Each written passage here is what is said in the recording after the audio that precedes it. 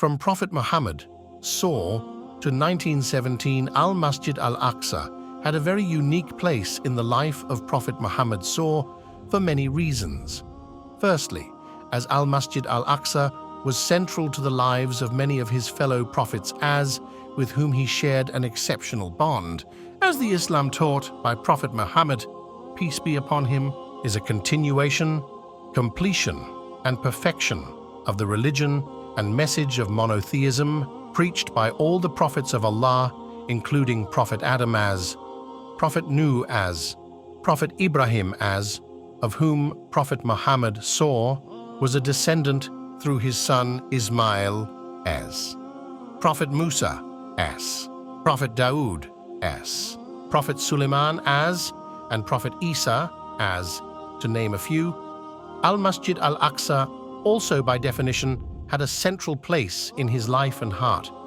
In addition to this, up until the second year of Hijrah, 623-624 AD, the Prophet Muhammad turned and faced Al-Masjid Al-Aqsa as the direction for his prayers. In his lifetime, though, the most memorable reason why Al-Masjid Al-Aqsa has such significance is because it was the place to which he traveled on the night of Isra, and it was the location from which he made his mirage to the heavens. In the books of Hadith, we learn that the Prophet went to visit the Kaaba at night and fell asleep.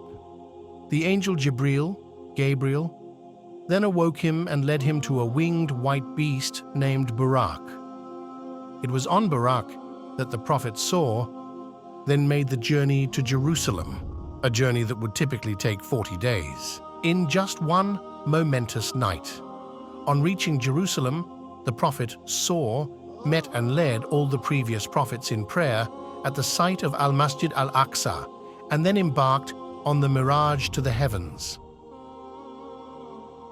The journey of Isra was such a momentous occasion that Allah revealed verses relating to this journey in the Holy Quran. Glorified be He, Allah, who did take His servant for a journey by night from Al-Masjid Al-Haram to Al-Masjid Al-Aqsa, whose precincts we did bless, in order that we might show him some of our signs.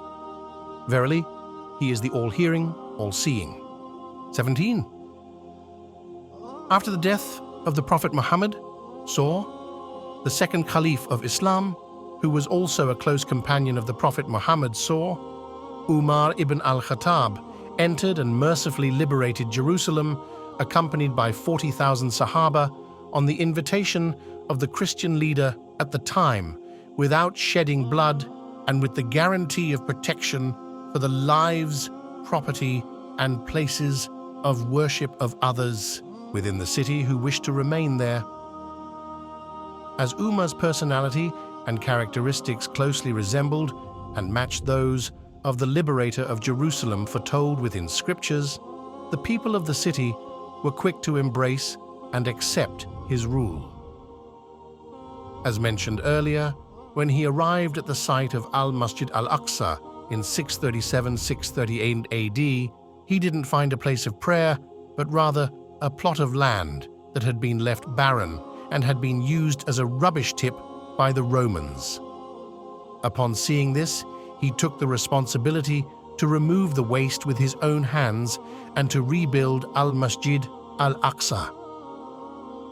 Both the Christians and the Jews were pleased with the arrival of Umar and the Muslims and with their just rule. In 691-692 AD, Abd al-Malik bin Marwan began constructing what is nowadays known as the Dome of the Rock. On top of the rock, which some believe was the place where Prophet Muhammad embarked on his mirage to the heavens. However, it must be noted that regardless of whether the rock has importance for this reason, its main significance derives from it being within the boundaries of Al-Masjid Al-Aqsa and therefore part of Al-Masjid Al-Aqsa. The Muslims lost Al-Masjid Al-Aqsa to the Crusaders in 1099 AD and were the victims of one of the darkest and most bloody days in its history on arrival into Jerusalem.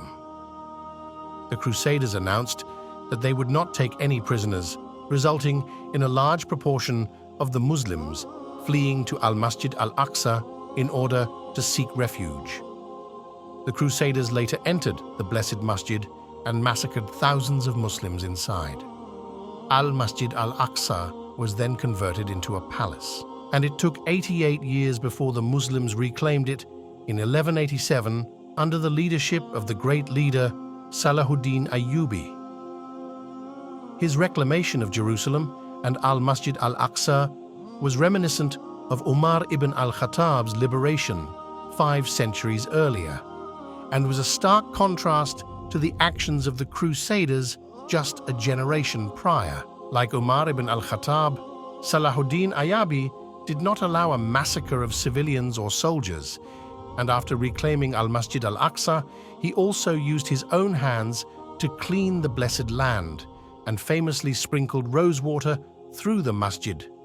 The Muslims once again had unhindered control of Jerusalem and Al-Masjid Al-Aqsa for a significant period of time, approximately 8 centuries, and their rule was characterized by peace, justice, and prosperity, with Al-Masjid Al-Aqsa becoming a great center of learning with scholars from all over the world, traveling to study and teach within its blessed precincts.